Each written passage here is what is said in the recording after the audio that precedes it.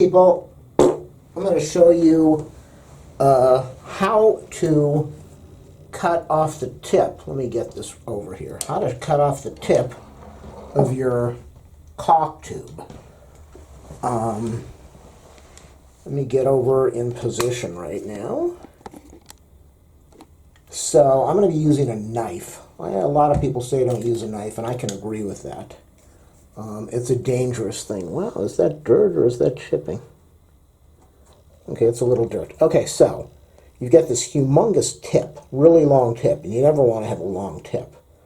But some people want to leave a big opening, some people want to leave a tiny opening. The problem that I've noticed, especially with my caulk gun, is that when I open this thing up, it just leaks all over the place. And I know you want to have a opening wide enough so that it will fill your gaposis, but when you have a big opening, it's also going to it's going to go all over the place. And so if you're not a pro at this, you might be better off with a tiny opening, and it might take a little bit more time to apply everything, but it will probably be easier. So I'm thinking, what do I want to do? Let me grab this sponge so I don't damage the finish of the tub. So you want to hold this thing down. You never want to use a knife going towards you. And what do we have over here? I think I can get this on the camera. So those different numbers. Yeah, I think we can see it. So I want to use I don't want a big opening. And so a lot of people want to do this on an angle. They want to do like a 45-degree cut, but that's really hard to do. It's very hard to do without hurting yourself. And yeah, you saw, I almost cut my hand off. So what I'm going to do is I'm just going to angle this. I've got a very sharp blade here. And that's really what you want, is a sharp blade. You do not want to do this without a sharp blade. And I watched a video where the guy, he goes over there and he does this, he gets it all cleaned up, and you always want to make sure you don't have anything on your tip, so I understand that. So guys, you always want to clean your tip. And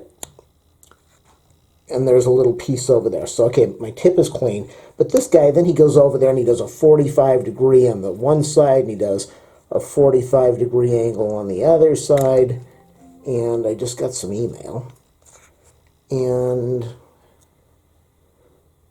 my first cut is definitely not 45 degrees.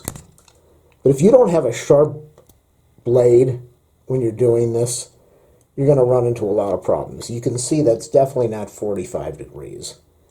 But do I want to keep that? And then afterwards you want to make sure, because then you're going to have a sharp tip again. And guys, we do not want a sharp tip. You never want to have a sharp tip. So I'm going to try to angle this a little better.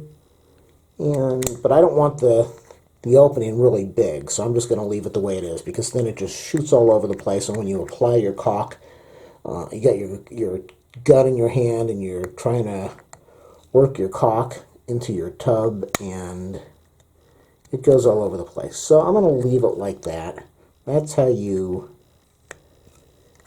get a nice opening. Now, I could go in here and do that even larger, and more of it would come out. So if you have a big gap, you might want to do that, but it's just going to, most of these caulk guns, unless you have the really expensive ones, and you back off the pressure, it's just going to shoot out all over the place as you take the gun away. So unless you're really good at this thing, the smaller the opening, the better for this. So that's how you do a little, see, it's kind of not really a 45, but close enough. That's how you trim the tip.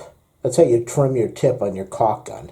Thanks for watching. Thumbs up, subscribe, like, share. Leave a comment if you want to. If you want to donate to my channel, you can either ask for my PayPal info if you want to do that. If you don't, that's cool. I leave affiliate links in the video description if you want to click on those before you put in any of your Amazon orders. That will help me out too. It's up to you. Thank you for watching. Ah!